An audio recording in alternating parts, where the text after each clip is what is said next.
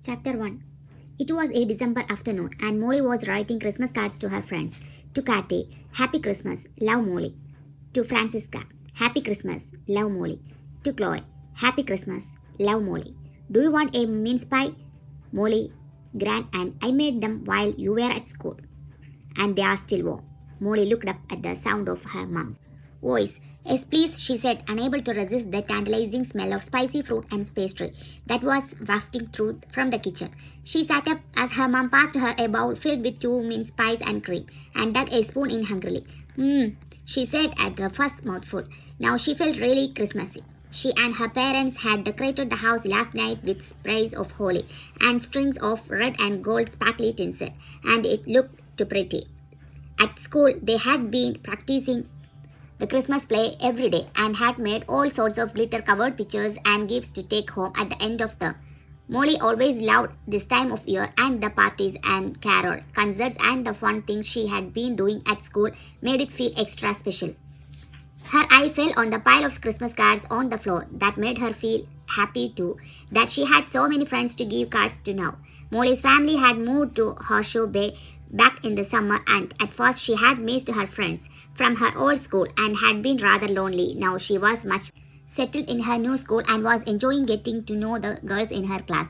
And of course, ever since she had become the secret mermaid, she had her mermaid friends too.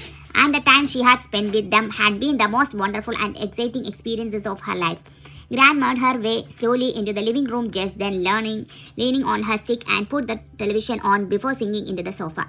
You have been busy, she commented, indicating the pile of cards. I hope there's one for me there too. Molly smiled at her Gran. You get a special one, she told her, thinking about the snowflake cards she had painted at school, one for each member of her family, even Toby, her baby brother.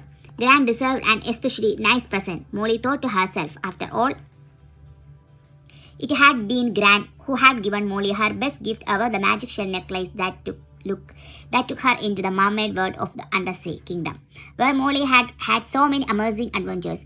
Gran was watching a news program on the television, and Molly found herself half listening as she finished her mince pies.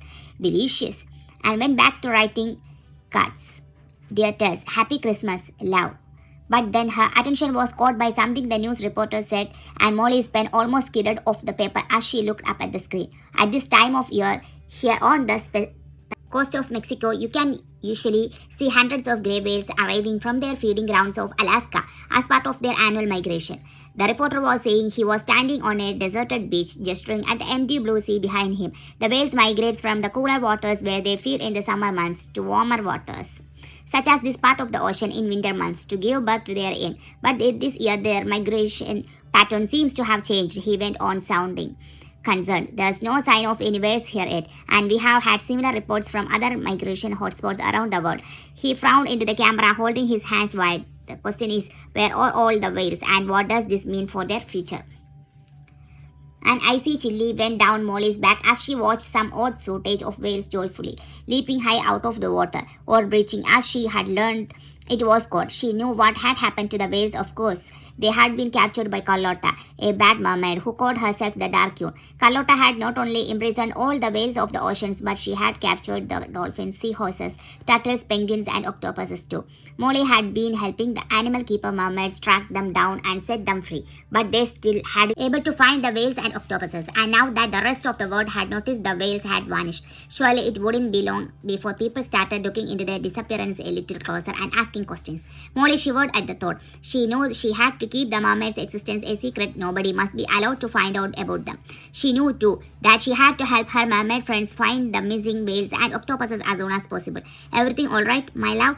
Came Gran's voice just then, and Molly turned to see her grandmother looking quizzically at her. Molly struggled to find the right words to reply. Gran had been the secret mermaid in her time, just as Molly was now, so she knew about Molly's underwater adventures, but the Merqueen herself, Queen Luna, had forbidden Molly to talk to anyone, even Gran, about them. Not really, Molly said honestly in the end, but I am hoping it will be again soon. Gran nodded, her eyes understanding. I hope so too, she said.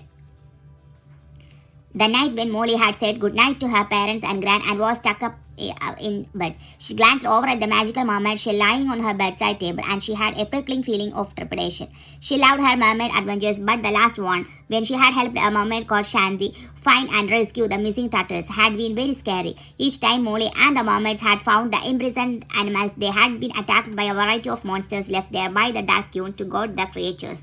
The monster guarding the turtles had been the most aggressive yet, attacking Molly and Shanti with lumps of coral and stones. Thankfully, she had been able to defeat the monsters every time so far with the magic powers of a special animal charm she had on her shell necklace. But it was always dangerous, and Molly couldn't help feeling frightened that the Dark Queen's power was increasing by the day. She was sure her luck couldn't hold out forever. Just as Molly was thinking this, she saw the familiar pink light stream from her mermaid shell into the darkness of her bedroom, and in the next instant she felt the extraordinary magic beginning again. She had her eyes as her whole body started to tingle, and then she felt as if she were falling very quickly from a great height. Exhilaration rushed through her at the sensation. It was like being on a roller coaster or the fastest, steepest ride in the world. Her heart leaped excitedly, but she felt nervous too. What would happen to her when she became a mermaid this time? That is the end of chapter 1.